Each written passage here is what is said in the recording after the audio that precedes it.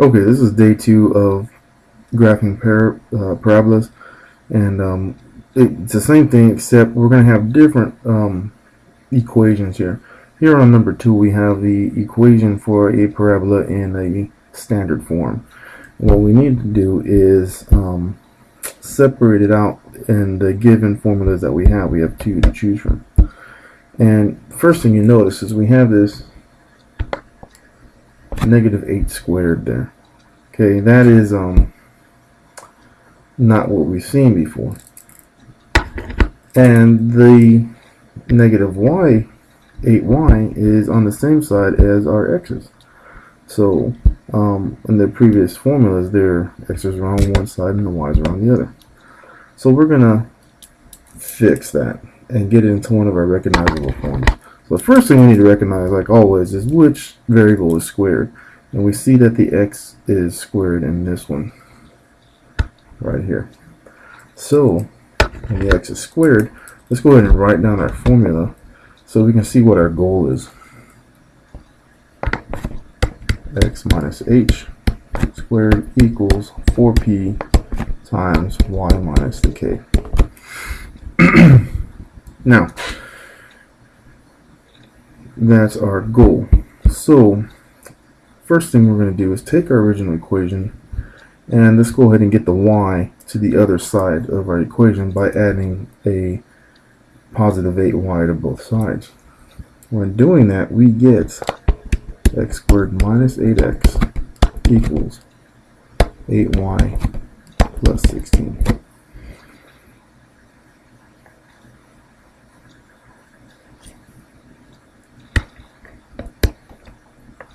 Alright, so I'm just moving it over a bit.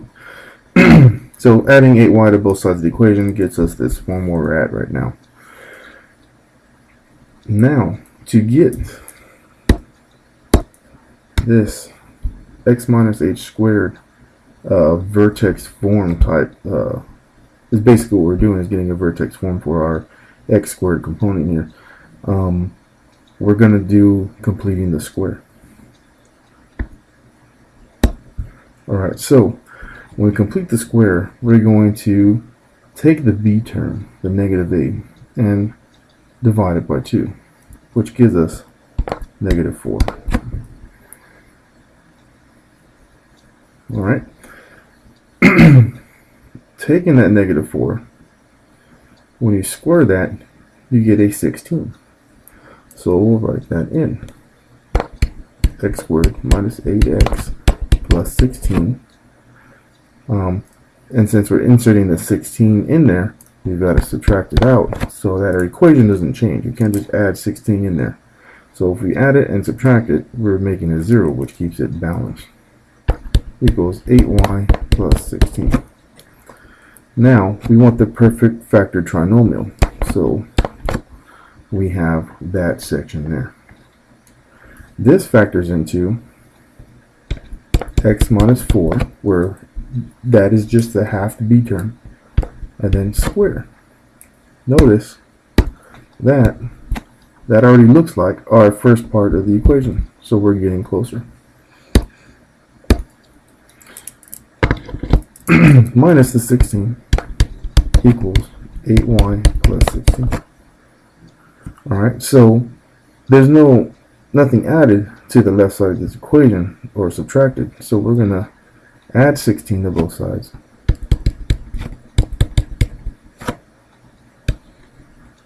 And we get x minus 4 squared equals 8y plus 32. Now on the right side, it would look pretty good, except we need to have a parenthesis. Okay, so we notice that the 8 and the 32 both have a greatest common factor of 8, which means we can factor out an 8 from both the 8y and the 32.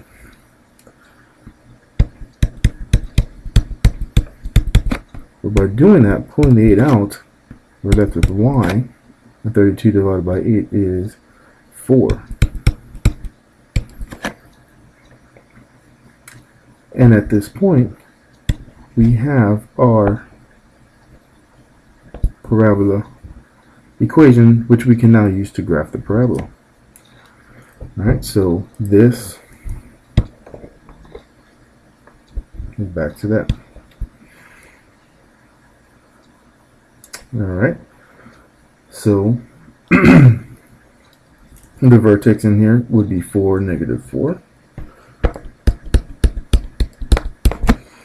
Alright, since the x term is squared, our mini sketch here, here's our directrix. Alright, 8 is positive, the parabola will open upward, focus in the middle.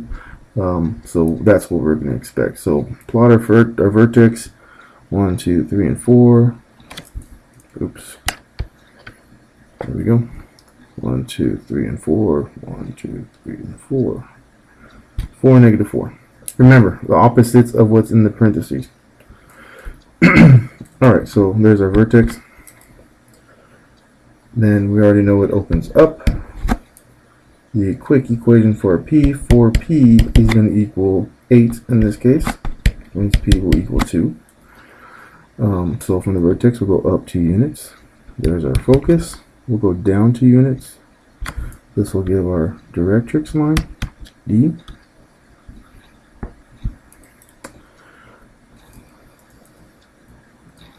So our focus coordinates will be 4,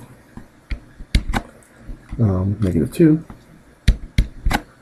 Our directrix, since it's horizontal, will be y equals -6. Our axis of symmetry will be at x equals 4.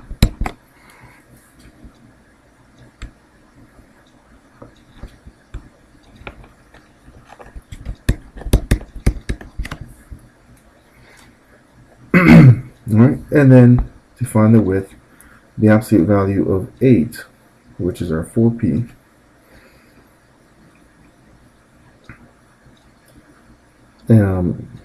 is how wide our parabola is. So if we half that 8, we'll go 4 units to the right and left of the focus.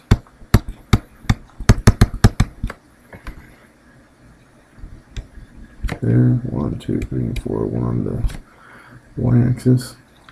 And from the vertex we get that. This one we get that.